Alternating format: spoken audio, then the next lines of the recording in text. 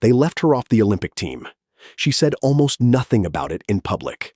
18 months later, her own teammate got herself ejected from a game on purpose just to send a message on Caitlin Clark's behalf.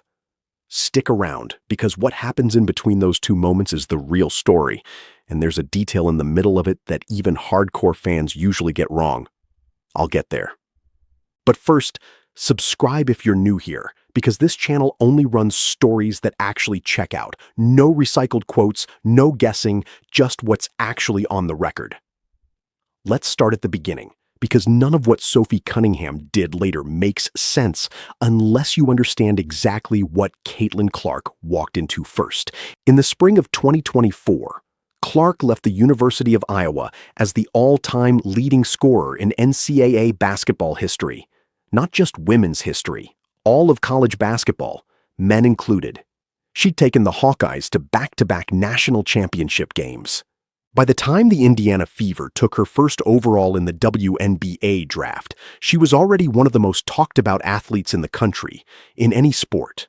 Her professional debut turned into the most-watched WNBA game since 2001, pulling more than 2 million viewers. And that was just the opening night. What followed over the rest of that season is the part people forget how big it actually got.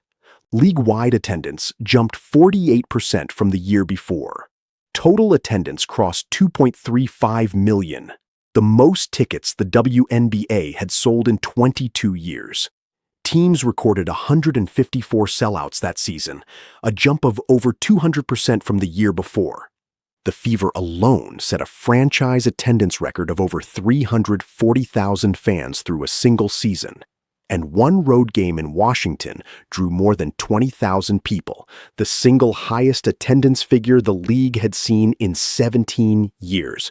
Merchandise sales spiked as well, with the league reporting increases well over 200% year over year, and some retail tracking putting Clark's individual impact even higher.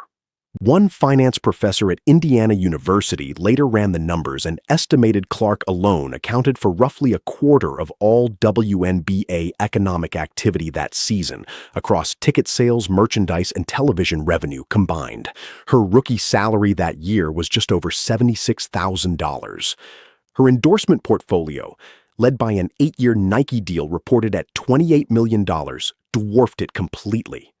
So by any measure you want to use, ratings, attendance, merchandise, cultural conversation, Clark's rookie season wasn't just good.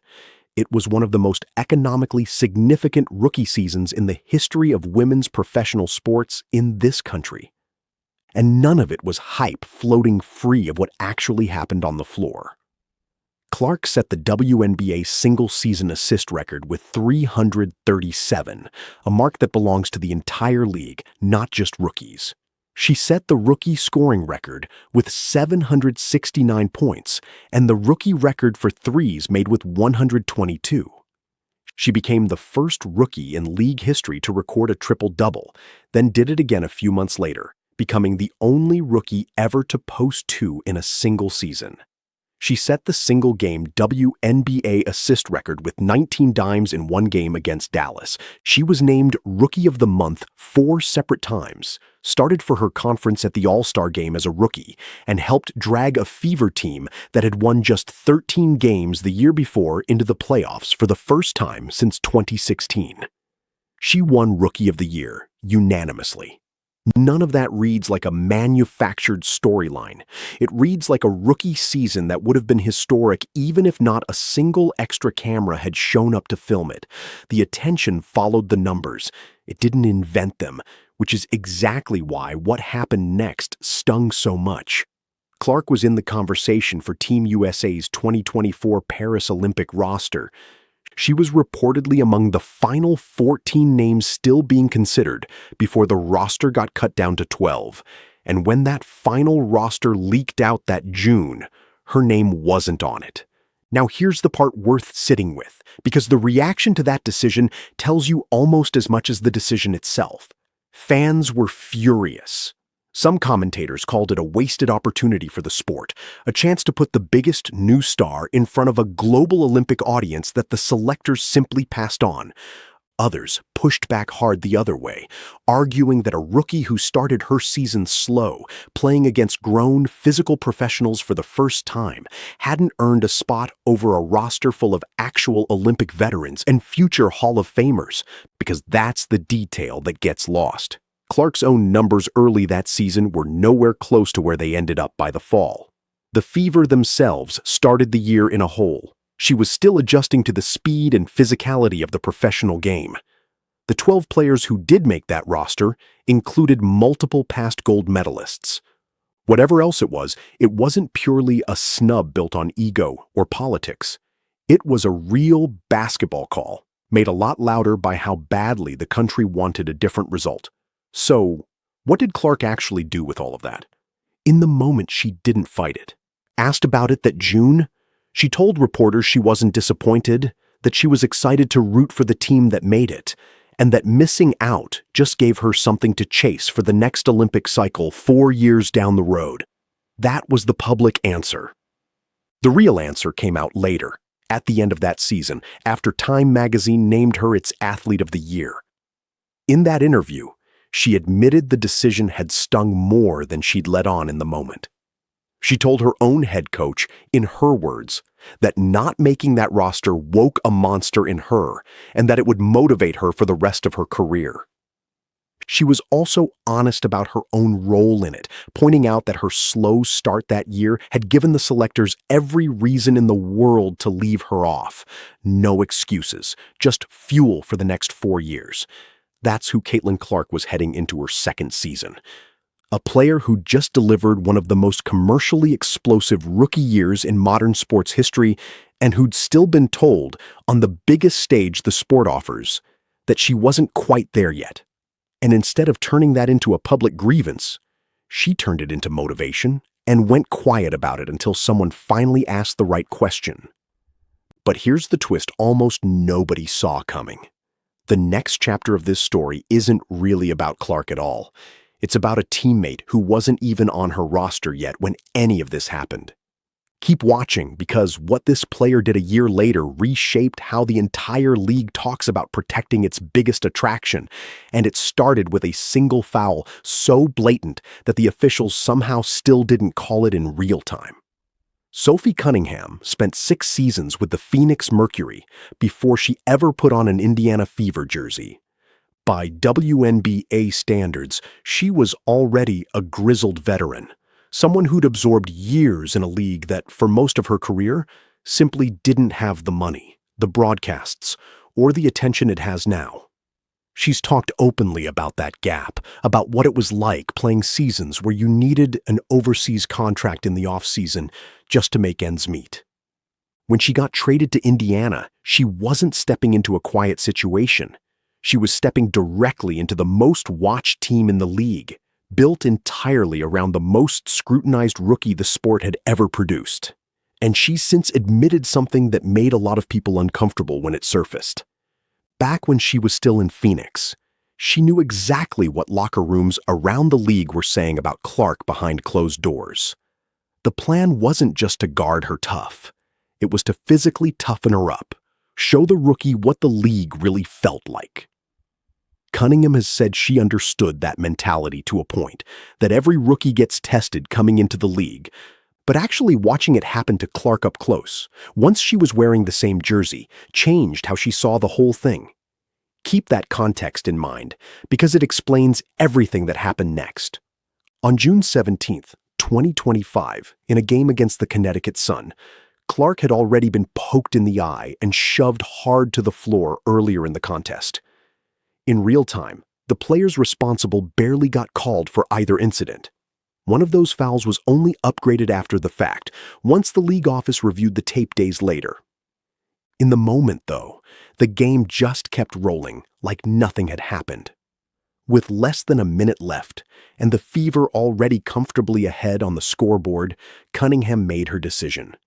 She tracked down the Sun guard at the center of it, wrapped her up, and pulled her to the floor before she could get a shot off. This wasn't a basketball play, and everyone watching knew it instantly. A scuffle broke out. Players from both benches got pulled into it, and by the time officials sorted it out, Cunningham had been ejected along with 2 players from Connecticut. The Suns' head coach didn't hold back afterward, calling the foul stupid and disrespectful, especially with the game already decided by a wide margin. He wasn't wrong that it had nothing to do with winning that particular game, but that was never actually the point of it. Cunningham explained her own reasoning directly to reporters. She said she wasn't worried about the extra attention it brought her personally.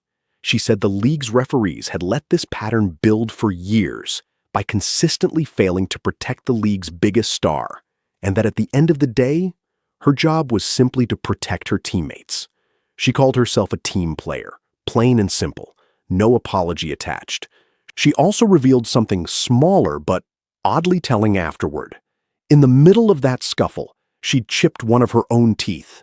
A visible, physical cost, self-inflicted in the middle of defending someone else, over an incident most people would have written off as just part of the game. Here's where the story keeps going, though, because one hard foul wasn't the end of it. That single moment turned Cunningham into one of the most talked-about personalities in the entire league almost overnight. Her social media following jumped by hundreds of thousands of new followers within days. Fans who barely knew her name a week earlier were suddenly calling her Clark's protector. But if you think that was the last time Cunningham picked a fight over how Clark was being treated, you haven't been paying close enough attention, because a few months later, she went after someone far bigger than a referee, and this time it wasn't about a foul at all. It started with a comment that wasn't even made publicly at first. According to Minnesota Lynx star Napheesa Collier, in her own exit interview at the end of the season, WNBA Commissioner Cathy Engelbert had made a private remark to her back in February during ongoing labor negotiations. Collier says Engelbert brushed off concerns about how the league treats and pays Clark by saying Clark should feel grateful for the roughly $16 million she earns off the court, because without the platform the WNBA provides her, she wouldn't be making any of it at all. Once that comment went public, it didn't sit well with a lot of players across the league, but once again, it was Cunningham who said the quiet part the loudest. She didn't wait for a carefully worded statement from anyone. In the comments underneath a post about the story, she wrote that people only know the commissioner because of Clark in the first place, and called her the most delusional leader the league has seen. She added, typed entirely in capital letters, that this should never have been about the commissioner to begin with. That's twice now that Cunningham put her own name and reputation on the line over the exact same underlying idea. That the league's single biggest attraction wasn't being protected the way she deserved, whether that meant a hard foul going uncalled in real time, or a private comment questioning how much she'd actually earned. And here's a piece almost nobody talks about when they tell this story. Cunningham isn't some bench player riding Clark's coattails for attention. That same season, she was one of 3 Fever players, alongside Clark and Kelsey Mitchell, to score over 20 points in a single game against the Toronto Tempo. She set up game-winning plays for Clark herself, including a final possession assist against the Washington Mystics, and she personally sealed a comeback win against Connecticut after the Fever overturned a double-digit deficit. She's not defending Clark from the sidelines. She's doing it while producing next to her on the floor, in a season where she also turned 30 and became one of the most recognizable personalities in the entire league in her own right. So, put the whole picture together for a second. A rookie from Iowa gets told on the sport's biggest stage that she's not quite good enough yet for the Olympic team, in a season where she was simultaneously responsible for something close to a quarter of the entire league's economic activity. She says almost nothing about it publicly, turns it into private motivation, and goes on to become the most watched, most attended draw the WNBA has had in over 2 decades. And a full season later, a veteran teammate who once sat in a rival locker room planning how to physically test that same rookie ends up getting ejected from a nationally watched game and then publicly clashing with the league's own commissioner over the same core idea both times. That Clark still isn't being protected the way her actual impact on this league demands. Clark herself never asked anyone to fight these battles publicly on her behalf. Go back and watch her own interviews from right after that Olympic snub. She barely raised her voice about it at all. She talked about motivation, not injustice. But the people standing closest to her, especially Cunningham, clearly decided that Clark's own restraint didn't mean the disrespect should just keep happening quietly in the background. So here's the actual question worth sitting with, and I want to know where you land on it.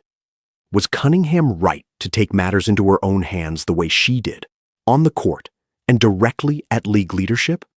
Or does it just add more heat to a story that was already bigger than any one rookie season was built to hold? Type your answer in the comments, and if you want the next breakdown the moment it's out, make sure you're already subscribed. There's more to this story than most channels are willing to actually verify before they post it, and we are nowhere near finished with it.